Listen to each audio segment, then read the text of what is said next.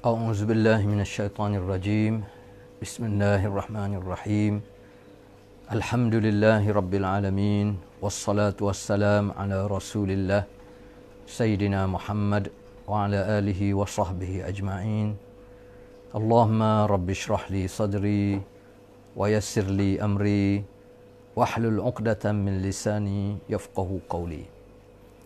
Alhamdulillah, sekali lagi banyak-banyak kita bersyukur kepada Allah Subhanahu Wa Taala di atas segala nikmat dan kurniaan yang Allah Taala anugerahkan kepada kita sehingga ke saat ini.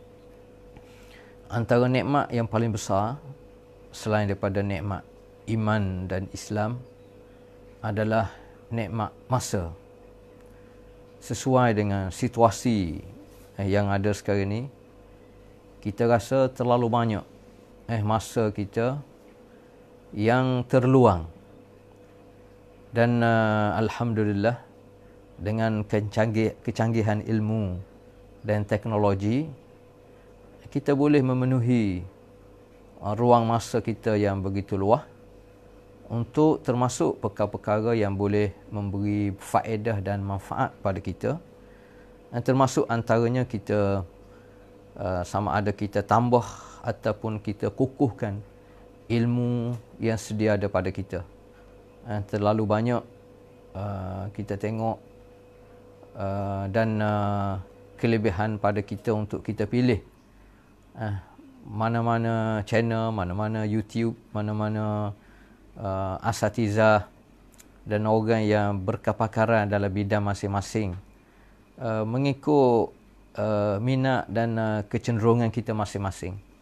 Tapi yang pentingnya, pilihan kita tu adalah pilihan yang boleh menambah ataupun mengukuhkan lagi ilmu dan kefahaman kita, dan boleh mengukuhkan lagi keyakinan kita terhadap kehidupan ini dan apa yang patut kita lakukan yang terbaik semasa kita hidup atas dunia ini. Termasuk antaranya kita mengambil peluang untuk sama-sama kita mendalami ayat-ayat suci Al-Quran. Dan insya-Allah pada pagi ini kita akan sama-sama baca dan cuba fahami ayat-ayat suci Al-Quran daripada surah Al-Fil. A'udzubillahi minasyaitonirrajim. Bismillahirrahmanirrahim. Alam tara kaifa fa'ala rabbuka bi ashabil fil.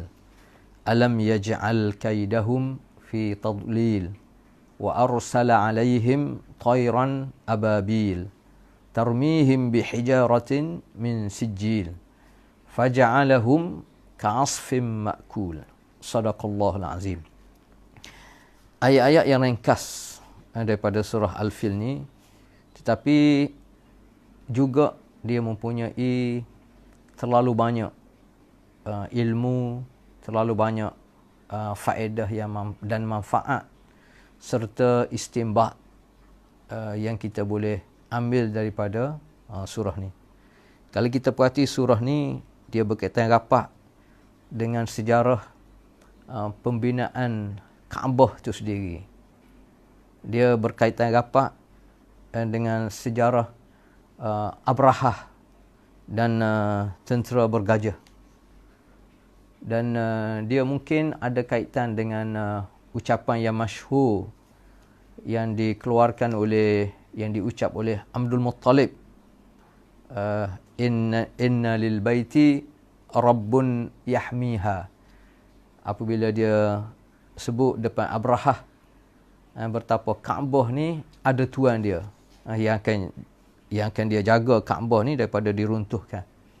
Dan secara umumnya kita boleh ambil pengajaran daripada surah Al-Fil tentang watak-watak manusia dalam kehidupan ini.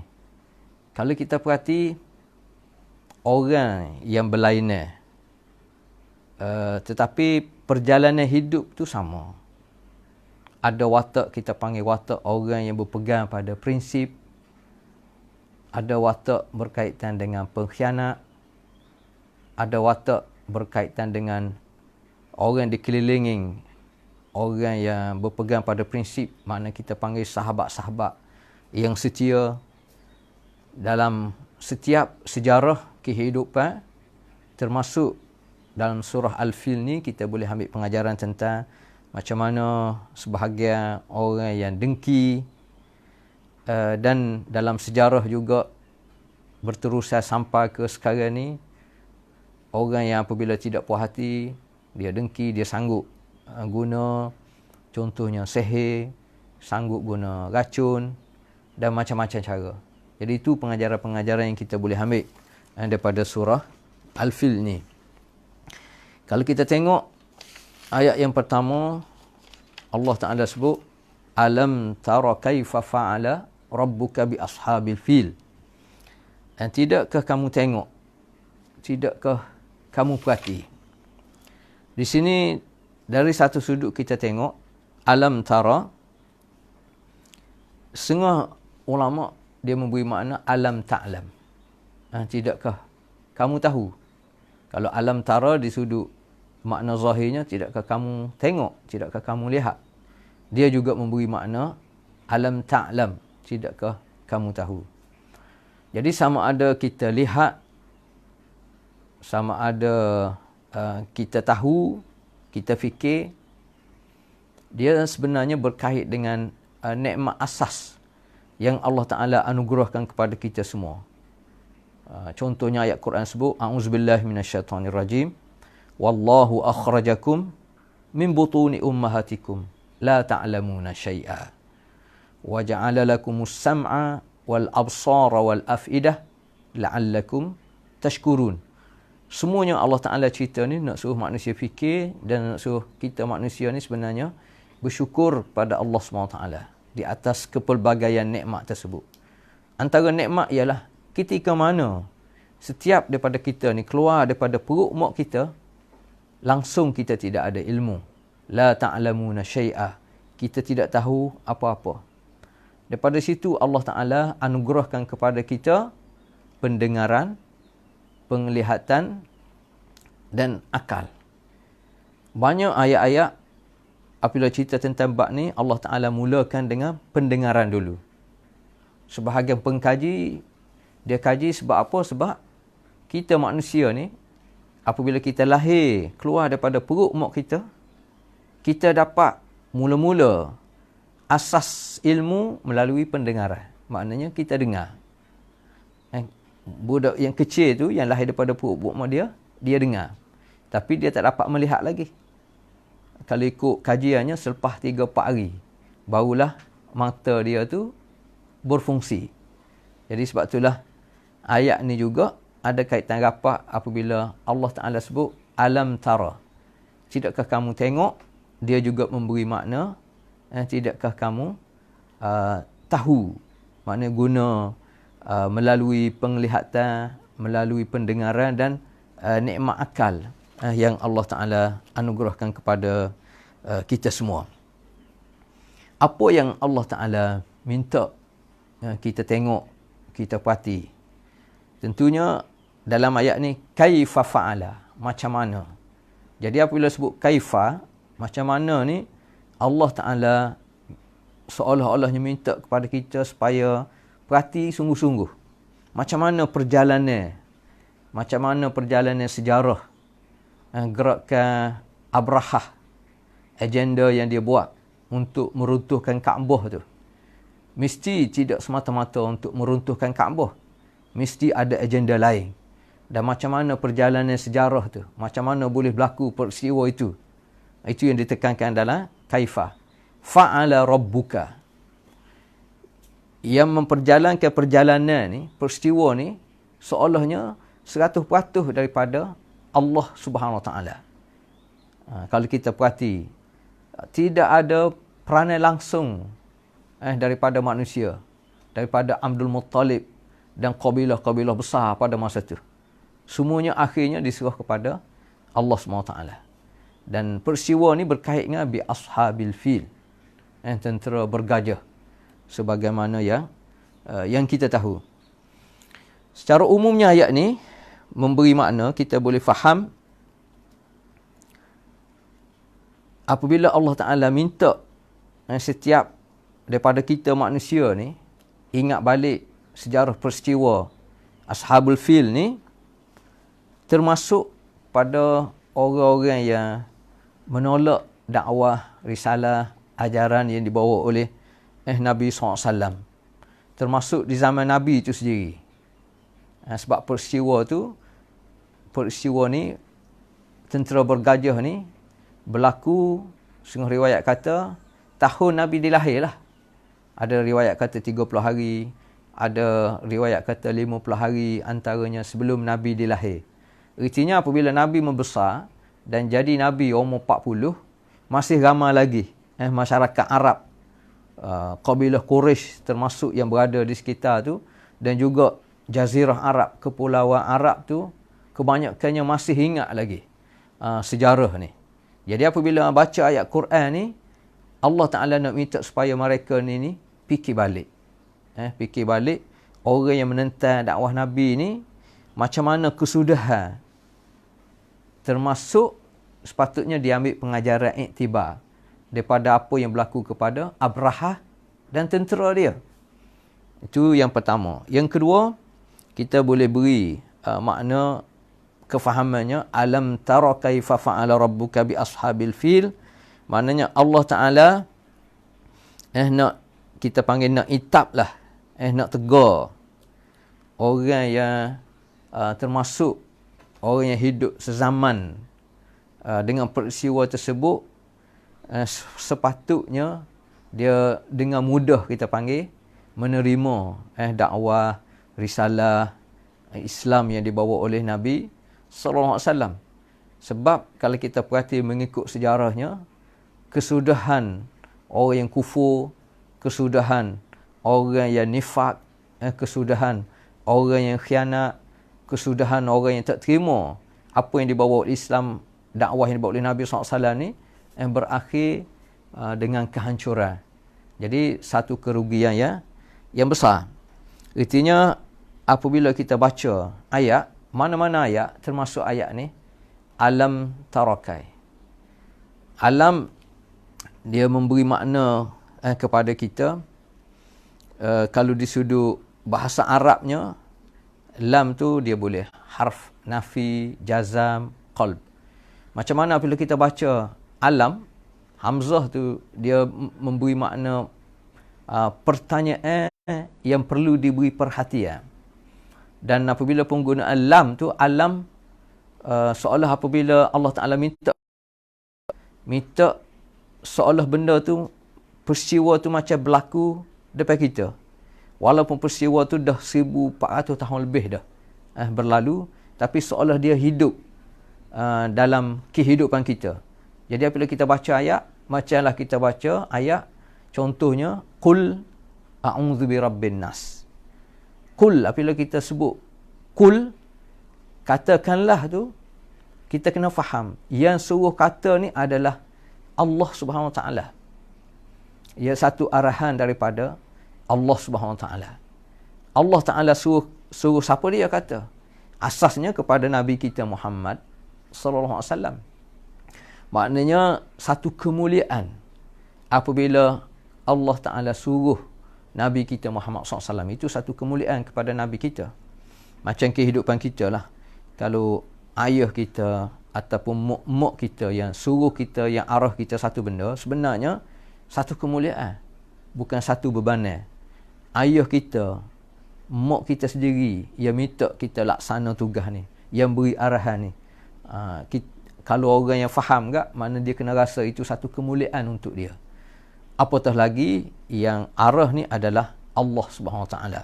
Dia arah kepada Nabi, dan dalam masa sama dia memberi makna arahan tu juga kepada orang yang sayang pada Nabi lah. Siapa dia? Orang yang beriman lah. Kalau kita yakin dan kita kata kita beriman pada Allah, beriman dengan apa yang dibawa oleh Nabi SAW, apabila Nabi baca Qul a'udzu birabbin nas, contohnya, kita juga kena rasa ayat tu tuju juga pada kita. Qul, katakanlah, maknanya dia tuju juga kepada kita.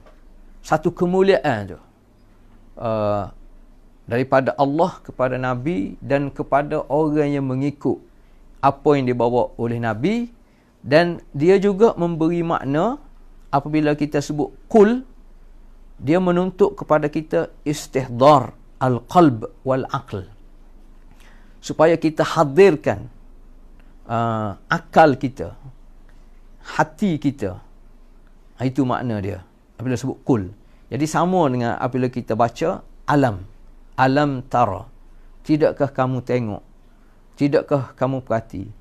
Walaupun kita tak boleh nak tengok dah dengan mata lendai kita, mata zahir kita sekarang ni, kerana peristiwa tu dah berlalu 1400 tahun lebih, tetapi kalau kita istihdar al-qalb kita, istihdar al-aql kita, kita hadirkan masa kita baca ayat Quran ni, kita panggil kita tadabbur, kita ingat balik, datangkan fokus hati kita, akal kita tentang peristiwa tu, seolahnya walaupun kita tidak hidup sekali, tapi seolah dia hadir.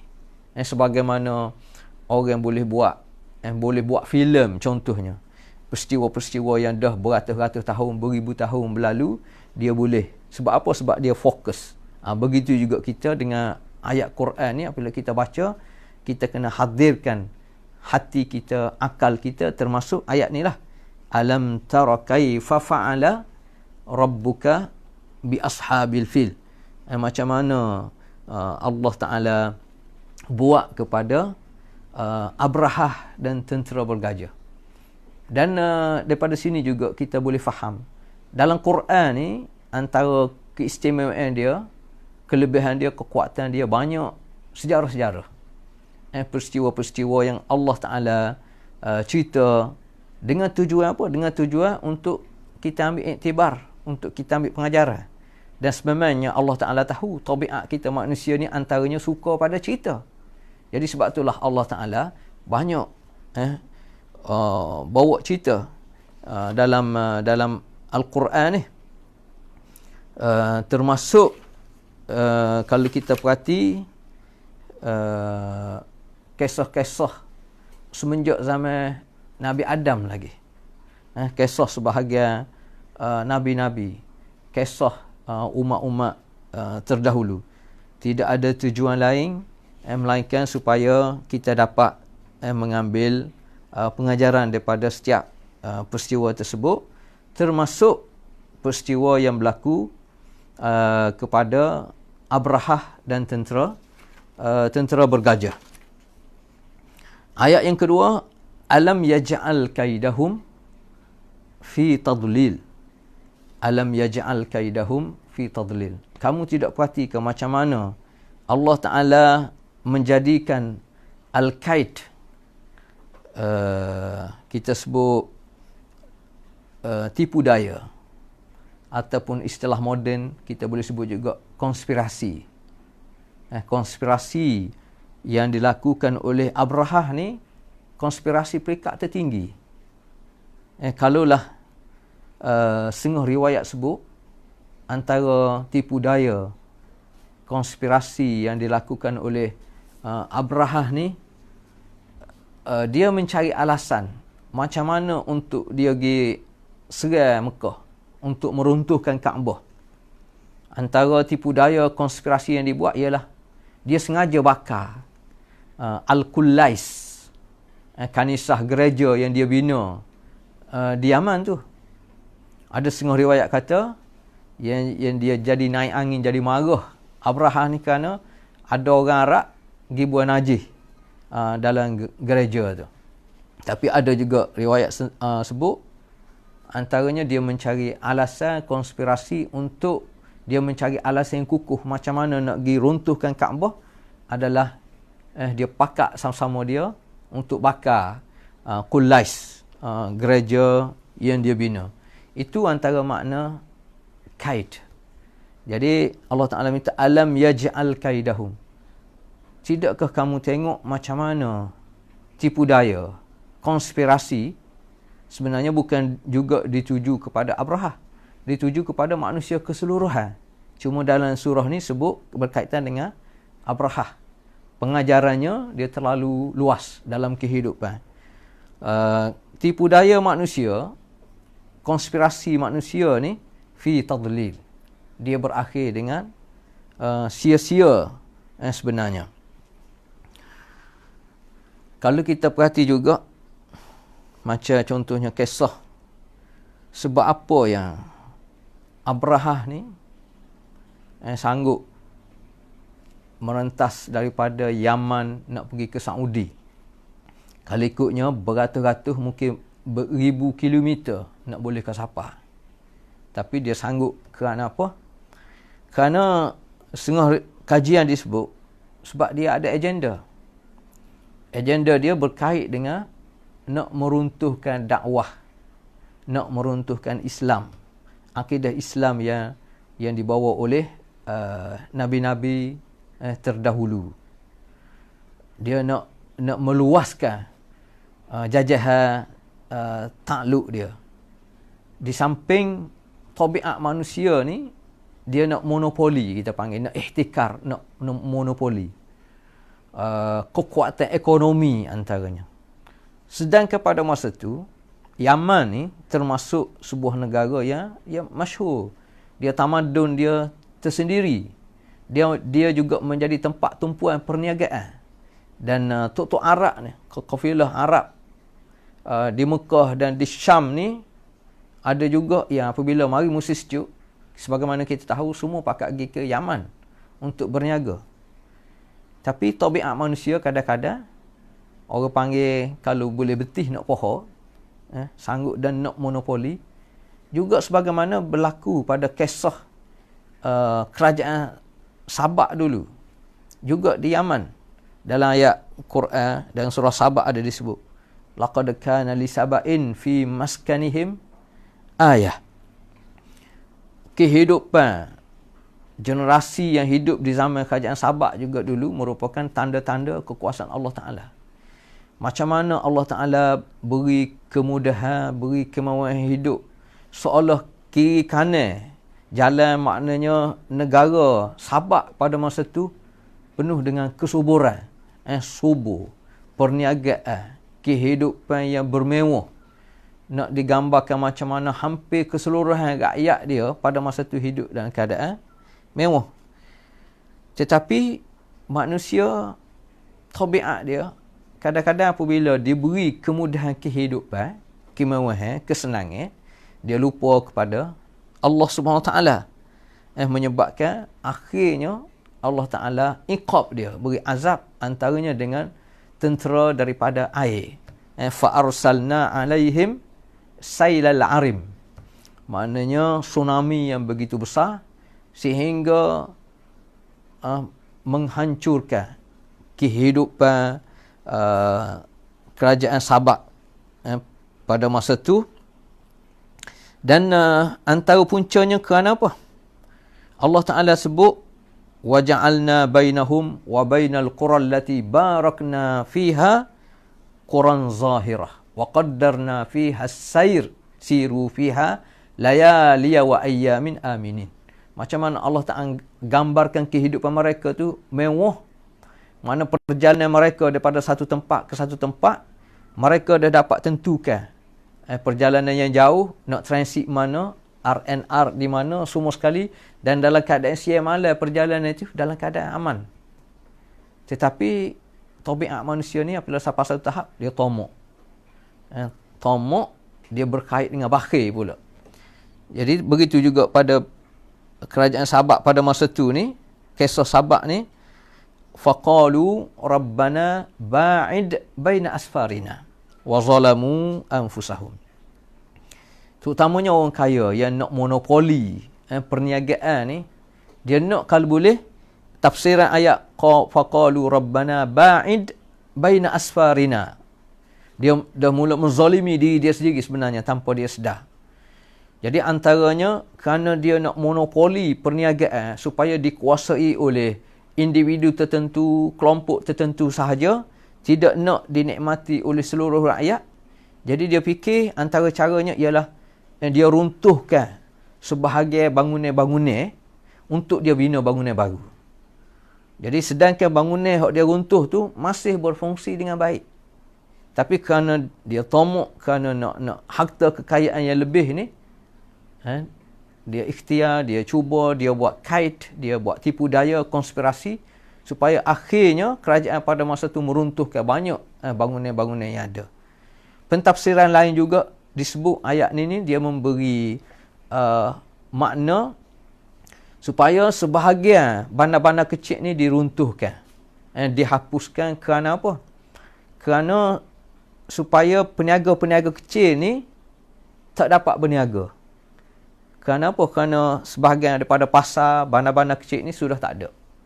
Jadi perjalanan satu tempat ke satu tempat tu jadi jauh, menyebabkan peniaga kecil ni tak mampu nak berniaga. Jadi apabila tak mampu berniaga, benda ni dapat dimonopolis penuh oleh saudagar-saudagar yang besar. Ini tabiat manusia, dan inilah yang Allah Ta'ala nak cerita kepada Abrahah. Abrahah sepatutnya dia sudah rasa cukup dengan kekuasaan yang diberi kuasa oleh Najasyi di Ethiopia, di Habasyah pada masa itu. Dan sebenarnya kalau kita tengok sejarah Abrahah itu sendiri pun, sebenarnya dia termasuk watak pengkhianat. Sebab apa? Sebab sejarah dulu Yaman ni ada raja yang zalim, yang bunuh rakyat dia tanpa usul periksa, yang menyebabkan kerajaan Habasyah pada masa itu yang menguasai Yaman hantar bala tentera diketuai oleh Aryat, nama ketua panglima tu. Dan Abrahah ni salah seorang panglima dia yang pergi serang raja zaman dulu di Yaman dan menang. Maka Aryat lah jadi raja. Tapi kerana konspirasi, watak jahat daripada Abrahah ni, akhir sekali dia perang dua tu, dan Aryat ni akhirnya mati. Dan Abrahah sendiri pun tercedera juga, kena di hidung dia. Sebab itulah dipanggil antaranya Abrahah Al-Ashram. Kerana apa? Kerana hidung dia tu dah copeng, dia panggil, dah rusak separuh kerana terlibat dalam peperangan. Setengah riwayat kata kerana dia nak jaga sama-sama tentera ni tidak mati banyak pertumpahan darah, jadi dia fokus pada dua orang ni. Dua orang tentera ni, dua orang panglima ni dia perang, hak mana menang, waktu dia kira raja. Dan katanya setengah riwayat kata Abrahah sendiri pun dia pakat dengan panglima dia, sebahagai panglima dia ada konspirasi juga. Jadi kalaulah dua-dua tu kemungkinan benar Aryat. Tapi kerana jahatnya Abrahah ni menyebabkan antara punca matinya ketua panglima dia Aryat ni kerana keterlibatan daripada panglima Abrahah juga. Jadi Abrahah ni naik dengan konspirasi, naik dengan pengkhianatan. Jadi apabila naik dengan pengkhianatan, dia meneruskan pengkhianatan dia. Jadi apabila dia boleh menguasai Yaman pada masa itu, menyebabkan Raja Najasyi yang hidup pada masa itu murka kepada Abrahah. Jadi Abrahah ni cari jalan macam mana nak meredakan kemarahan. Jadi dia fikir salah satu caranya ialah dia bina gereja, bina kanisah Al-Qulais tu. Dan selain daripada dia bina gereja ni, tujuan dia untuk tarik minat orang Arab pada masa tu antaranya supaya pergi beribadat ke Qulais. Dia juga dengan tujuan, dan dia bina tu kalau mengikut sejarahnya, dan kita tahulah Yaman ni antara tamadun awal sejarah manusia, dan antara kekuatan dia, kekuatan di sudut seni bina. Sehingga sekarang ni pun kalau kita pergi ke Yaman, antara keistimewaan dia adalah kota-kota besar dan seni bina dia. Jadi apabila dia bina gereja Al-Qulais ni penuh bertatahkan emas dan perak, dan dia pilih kayu-kayu, bahan-bahan yang begitu mahal, dan apabila siap dia beritahu dia hadiahkan kepada Raja Najasyi pada masa itu, menyebabkan boleh meredakan. Sebab tabiat manusia ni kadang-kadang dia boleh diredakan kemarahan dia dengan sogokan, dengan duit, dengan pangkat, dengan sebagaimana yang dilakukan oleh Abrahah. Jadi Allah Ta'ala nak cerita, walaupun itu kekuatan yang ada pada Abrahah dan tenteranya, mengikut sejarahnya, setengah riwayat kata sampai 60,000 orang tentera dia gerakkan daripada Yaman tu beribu batu menuju ke Mekah dengan 60,000, dan ada setengah riwayat kata ada 9 ekor gajah, ada 12 ekor, kata-kata ada puluh-puluh ekor, tapi yang pentingnya dipanggil tentera bergajah kerana diketuai oleh Abrahah yang menaiki gajah. Daripada sini juga kita boleh tengok alam yaj'al kaidahum fi tadlil. Allah Ta'ala nak tekan dalam ayat ni di sudut tipu daya tadi.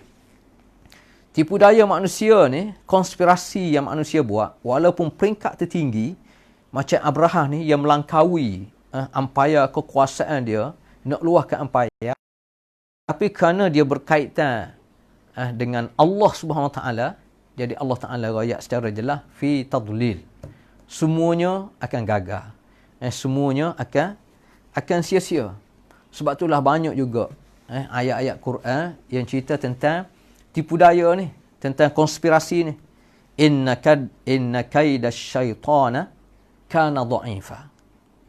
Allah Ta'ala cerita kepada kita manusia ni, kaida syaitan, satunya musuh kita ni adalah syaitan antaranya. Syaitan ni dia ikhtiar macam-macam mana pun, 24 jam. Tak berhenti.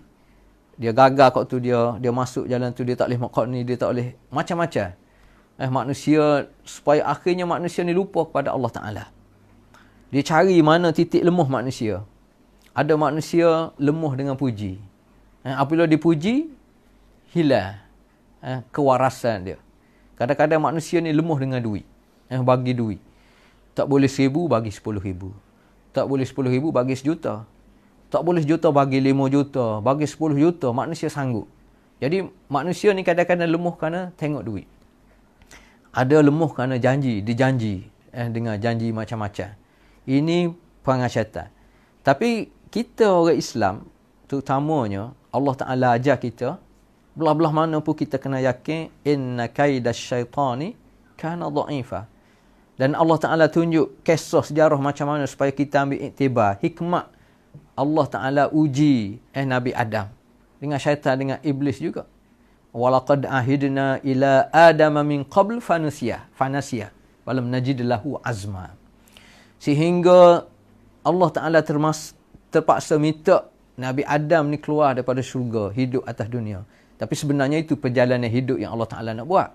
Tapi pengajarannya, hikmatnya supaya kita ambil pengajaran betapa kaidah syaitan ni, tipu daya syaitan, konspirasi syaitan terhadap manusia ni memang kuat. Cuma nak nisbah dengan Allah Ta'ala terlalu lemah. Inna kaidah syaitani kana dha'ifa. Dalam ayat yang lain Allah Ta'ala juga berfirman, Zalikum wa anna Allaha muhinu kaidil kafirin. Kita kena yakin macam-macam mana pun perancangan jahat musuh-musuh Allah Ta'ala ni, orang yang kufur kepada Allah, macam-macam mana pun Allah Ta'ala akan lemahkan tipu daya tersebut. Allah Ta'ala akan hancurkan, Allah Ta'ala akan lumpuhkan. Zalikum wa anna Allaha muhinu kaidil kafirin. Dalam ayat yang lain juga Allah Ta'ala sebut, wa anna Allah la yahdi kaidal khainin. Allah Ta'ala tidak akan redha sebenarnya kaidah al-khainin, tipu daya, konspirasi, pengkhianat. Jadi sebab itulah kita kata dalam ayat ni terlalu banyak pengajaran yang boleh menjadi panduan dalam kehidupan kita tentang al-kaid ni, tentang tipu daya, tentang konspirasi ni. Saat ni kita sebut tentang konspirasi tipu daya yang dilakukan oleh Abrahah pada masa tu. Kita tengok dalam sejarah kehidupan kita manusia ni, macam mana tipu daya syaitan yang ikhtiar kepada kita manusia melalui hikmat Allah Ta'ala, melalui kehidupan Nabi Adam dan Hawa. Dan macam mana kita tengok tipu daya syaitan ni boleh mempengaruhi peristiwa yang berlaku kepada Qabil dan pada Habil. Dan macam mana khianat, tipu daya, konspirasi ni kadang-kadang berlaku dalam sebuah kehidupan, dalam istana. Sebagaimana berlaku kepada isteri Al-Aziz dengan Nabi Yusuf. Macam mana melalui ayat Quran juga Allah Ta'ala nak cerita tentang Al-Kaid, tipu daya ni, pengkhianatan ni, konspirasi ni kadang-kadang berlaku dalam satu keluarga. Di kalangan adik-beradik, apabila tidak puas hati, apabila ada unsur hasad, dengki, kebencian apa semua sekali, sebagaimana berlaku kepada Nabi Yusuf dan adik-beradik dia sendiri. Dan macam mana tipu daya ni berlaku juga kepada Nabi kita Muhammad SAW, di kalangan orang munafik kita panggil. Sehingga kita tengok macam mana dalam peperangan Uhud, sehingga 300 orang dalam peperangan Uhud, tak silap. Tak silapnya dalam peperangan Uhud. Macam mana hampir 300 orang yang mula-mula peringkat awal pergi bersama, kemudian tarik diri. Dan bilangan yang begitu ramai ni, beratus-ratus orang. Nak royak kehidupan ni bukan senang. Dia penuh dengan ujian, penuh dengan cabaran. Mana ia perlu kepada betul-betul faham, perlu kepada kecekalan sebenarnya untuk kita memahami satu-satu isu dan untuk kita berpegang pada prinsip tu. Jadi kalau zaman Nabi pun dikhianati juga oleh orang munafik. Dan macam mana kalau kita baca sejarah kerajaan-kerajaan Islam terdahulu, termasuk contohnya kerajaan khilafah Uthmaniyah peringkat awal dulu, Amor kebetulan musim Covid ni, jadi banyak masa lebih. Jadi kita duk tengok filem tentang Ottoman, Ortogel, antara pengasas kepada kerajaan Uthmaniyah ni. Kita tengok macam mana ayah pada Ortogel tu, Sulaiman Shah, dikhianati oleh menteri kanan dia sendiri, oleh pembantu yang paling rapat. Yang mana dalam sejarah kehidupan Sulaiman Shah ni, dia beri kepercayaan sepenuh. Tetapi kerajaan dia ni hampir runtuh. Kerana apa? Kerana dikhianati oleh orang yang paling rapat dengan dia. Orang yang dia menaruh kepercayaan. Kalaulah tidak, kerana apa? Kerana adanya Ortogel, anak dia sendiri, dan bersama dengan Ortogel ni ada kita panggil sahabat setia. Pembantu-pembantu dia di keliling dia yang betul-betul memberi kepercayaan, memberi sokongan. Jadi itu sejarah. Dan macam mana kita tengok berkaitan dengan Raja Najasyi sendiri. Najasyi itu, setengah riwayat kata Najasyi itu nama gelaran, sebagaimana Fir'aun nama gelaran. Setiap orang dipanggil Najasyi pada masa itu. Najasyi yang memerintah Habasyah yang sezaman dengan Nabi SAW, yang Nabi ajak, yang minta sebahagian pada para sahabat berhijrah ni, ayah dia juga adalah seorang raja, kalau setengah riwayat kata. Dan dia ni hanya ada anak seorang, iaitu Najasyi itulah. Dan macam mana menteri-menteri pembantu ayah pada Najasyi yang jadi raja pada masa itu tak puas hati, kerana takut tampuk pemerintahan ni diserahkan kepada Najasyi, menyebab akhirnya ayah dia ni dibunuh. Dan dia mengikut sejarahnya dihalau. Sehingga akhirnya apabila nak cari pengganti, sebenarnya tidak ada pengganti yang layak. Walaupun di kalangan kaum kerabat dia yang terdekat, setengah riwayat kata ada 10 orang, sepupu-sepupu dia, waris-waris dia, setengah riwayat kata ada 12 orang, tapi semuanya tidak layak. Boleh dilantik, tetapi kerana kerajaan pada masa itu, kerajaan Habasyah pada masa itu adalah kerajaan yang kuat. Jadi kalau nak lantik orang yang lemah, sebenarnya tak mampu. Jadi akhir sekali terpaksa juga panggil balik Najasyi itu dilantik. Yang menyebabkan Najasyi ni sendiri, walaupun dia Kristian pada masa itu, tapi dia berpegang pada prinsip. Dia betul-betul adil, yang menyebabkan antara faktor Nabi suruh sebahagian para sahabat peringkat awal dulu berhijrah ke Habasyah. Dan setengah riwayat menyebut, walaupun Najasyi menjalankan keadilan, tapi tetap ada di keliling kelalan dia tu menteri-menteri dia yang pengkhianat. Nak usaha macam mana, nak rampas kuasa kita panggil. Sehingga ada sejarah sebut macam mana Najasyi ni dia menyediakan 2 kapal kepada para sahabat ni supaya keluar daripada Habasyah pada masa tu. Sebab apa? Sebab dia kata, kalaulah dia kalah dalam pertembungan ni, paling kurang kamu selamat. Tapi kalau aku menang, mu boleh mari balik. Sampai ke peringkat tu. Itu sejarahnya.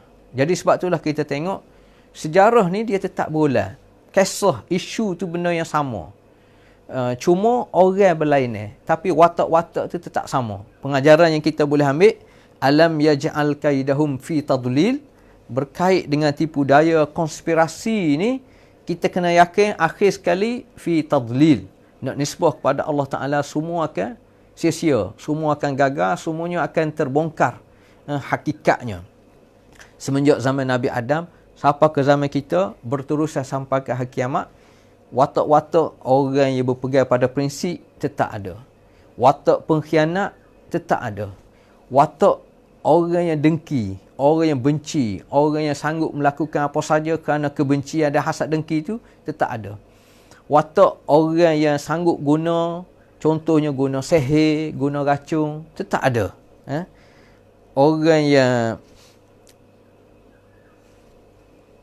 yang menyokong daripada kedua belah pihak tetap ada. Itu sejarah. Jadi kita boleh ambil alam yaj'al kaidahum fi tadlil. Ayat ketiga, wa arsala alaihim tayran ababil. Dan macam mana Allah Ta'ala dia nak cerita kepada kita berkaitan dengan tadlil tadi, sia-sia tadi. Perancangan manusia ni walaupun hebat secara mana pun, tetapi akan gagal, akan sia-sia dengan perancangan daripada Allah Ta'ala. Allah Ta'ala ni, dia tidak terikat dengan qanun sebab musabab. Dia tidak terikat dengan qanun sebab musabab. Kalau nak jadi gini, kena buat gini. Tak ada. Dia Allah Ta'ala ni, sebab dia Allah. Dia yang berkuasa atas segala-galanya. Dengan satu lafaz kun, fayakun. Apabila dia nak, semua jadi. Dan bentuk jadi itu macam-macam jenis. Dia nak supaya api ni tidak membakar. Qulna ya narukuni bardan wa salaman ala Ibrahim. Dia nak supaya, contohnya Nabi kita Muhammad SAW boleh Isra' daripada Mekah ke Palestin. Daripada Palestin, Mi'raj naik ke langit dalam hanya beberapa tempoh je di waktu malam. Semuanya kuasa Allah SWT. Begitu juga macam mana Allah Ta'ala nak tunjuk kepada kita perancangan jahat manusia setara mana konspirasi besar pun, wa arsala alaihim tayran ababil. Yang Allah Ta'ala nak menjahanamkan perancangan jahat Abrahah ni hanya dengan burung yang kecil. Tayran ababil ni burung-burung yang kecil, cuma dalam bilangan yang agak ramai. Kita nak tengok di sini antaranya gambaran kuasa mutlak Allah Ta'ala apabila dia nak melakukan sesuatu. Dan kemusnahan ni hanya dengan makhluk Allah Ta'ala yang hina ya kadang-kadang. Kita baca sejarah, kadang-kadang orang mati kerana air yang tenggelam dalam laut sebagaimana Fir'aun. Ada orang mati hanya kerana binatang kecil, dengan nyamuk, dengan binatang-binatang kecil, termasuk Abrahah ni dengan hanya burung.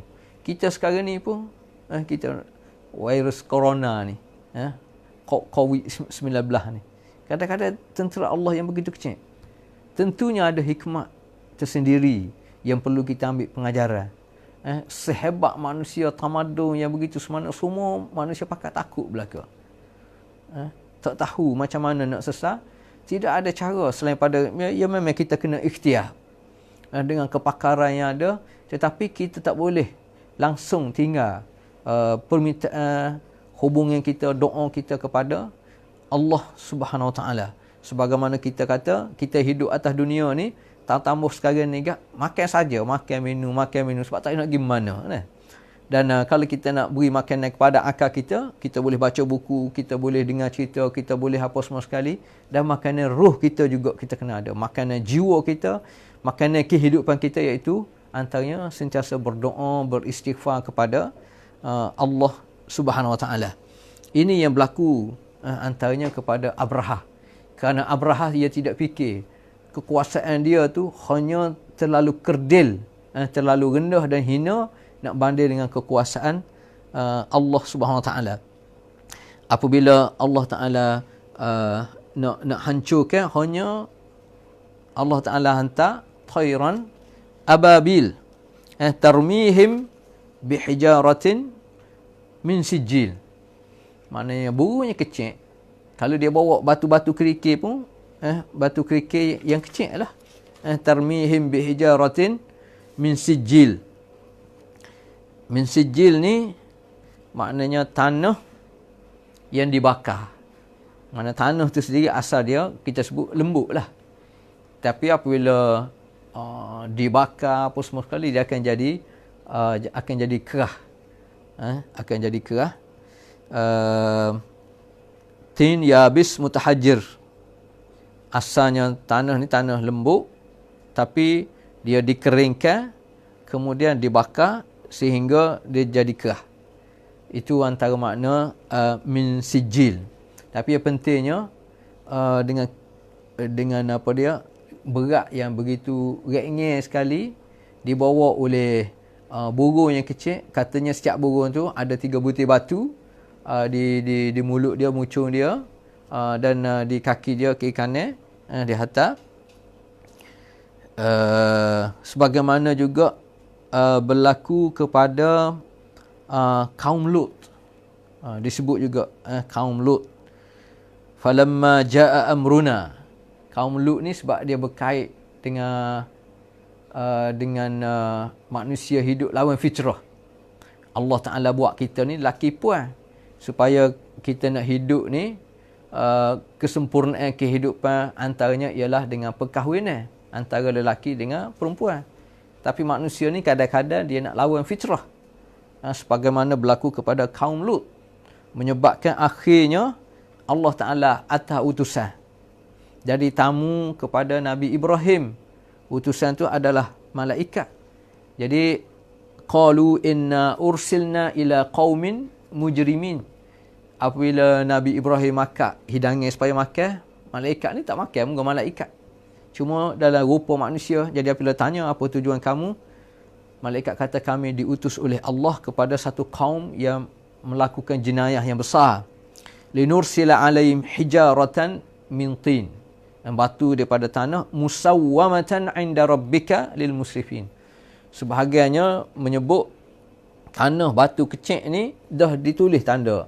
Batu ni tuju pada siapa, batu ni tuju pada siapa. Dan antara azab untuk kaum pada masa tu, falamma jaa amruna, apabila mari azab Allah SWT ditentukan pada masa tarikh tertentu, ja'alna 'aliyaha safilaha, diterbalikkan. Bumi itu diterbalikkan, hak di bawah naik ke atas, hak atas jangan naik ke bawah. Wa amtarna 'alaihim hijaratan min sijilin mandud. Dan diazab juga dengan batu kecil. Mandud maknanya tanah yang terbakar dengan tempoh yang agak lama. Mandud yang dengan bertubi-tubi. Jadi ini gambaran azab yang Allah Ta'ala beri kepada Abrahah dan kepada kelompok manusia yang perangai dia, watak dia macam Abrahah. Tarmihim bihijaratin min sijil faja'alahum ka'asfim ma'kul. Sehingga akhir kesudahan orang yang kufur kepada Allah, orang yang mengkhianati ni, orang yang menipu daya ni, sehingga Allah Ta'ala menjadikan mereka ni hancur berkecai. Hancur. Sama ada zahir pada tubuh dia jadi macam daun-daun yang dimakan oleh ulat.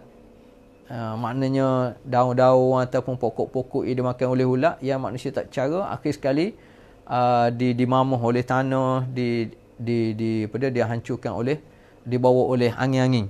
Faja'alahum ka'asfim ma'kul. Maknanya kehancuran ni sama ada pada jasad ataupun pada tipu daya tadi, konspirasi tadi. Manusia pun akan hancur, tak ada yang kekal. Begitu juga tipu daya manusia akan terbongkar, akan gagal. Konspirasi manusia juga semenjak zaman dulu sampai sekarang ni pun, akhirnya manusia akan tahu. Akhirnya akan terbongkar juga. Akhirnya Allah Ta'ala lah akhirnya yang buat keputusan. Itu maksud faja'alahum ka'asfim ma'kul. Inilah pengajaran besar yang kita boleh ambil, macam mana melalui surah ni Allah Ta'ala nak cerita pada kita bahawasanya antaranya yang jaga Kaabah ni Allah Ta'ala tidak suruh kepada manusia. Allah Ta'ala takdirnya tidak bagi peluang kepada Abraha untuk menjayakan agenda dia. Melalui peristiwa ni Allah Ta'ala nak tunjuk pada kita macam mana Kaabah ni adalah lambang kemuliaan khusus kepada manusia, pada orang Islam. Macam mana Allah Ta'ala sendiri yang jaga. Tidak ada yang manusia yang jaga Kaabah ni, walaupun mengikut sejarahnya ada orang yang nak cuba lawan Abraha. Antara riwayat kata guru Abu Rigal, setengah riwayat kata Nufail ibnu Habib. Dia lawan tapi tak mampu, cuma akhirnya dia juga jadi pengkhianat. Dia sanggup bersubahat dengan Abraha ni untuk memudahkan perjalanan. Jadi dia jadi pembantu, penunjuk arah supaya tentera Abraha ni dapat menuju ke Mekah tu dengan lebih cepat. Jadi pengkhianat juga. Jadi gagal juga. Dan Abdul Muttalib sendiri sebagaimana kita tahu tak mampu. Dia hanya berjumpa dengan Abraha supaya Abraha mengembalikan semula 200 ekor unta yang dirampas oleh tentera dia. Dan betapa Abraha ni mereka awal jumpa tu dia kata dia mengiktiraf, dia menghormati watak zahir yang ada pada Abdul Muttalib, tapi apabila berdialog dia menghina Abdul Muttalib. Kerana apa? Kerana tak ada perancangan macam mana nak bincang pasal Kaabah ke, nak mempertahankan Kaabah ke tidak. Tapi Abdul Muttalib hanya minta kembalikan 200 ekor unta. Nak menunjukkan pada kita pada masa itu Abdul Muttalib juga orang yang berkemampuan, orang yang berkedudukan di sudut jawatan dan di sudut kehidupan dia. Ada 200 ekor unta ni maknanya jutawan lah pada masa itu. Tetapi Abdul Muttalib tahu dia tidak ada kemampuan untuk melawan tentera Abraha yang begitu ramai ni, dan dia mengeluarkan satu ibarat inna lil baiti rabbun yahmiha.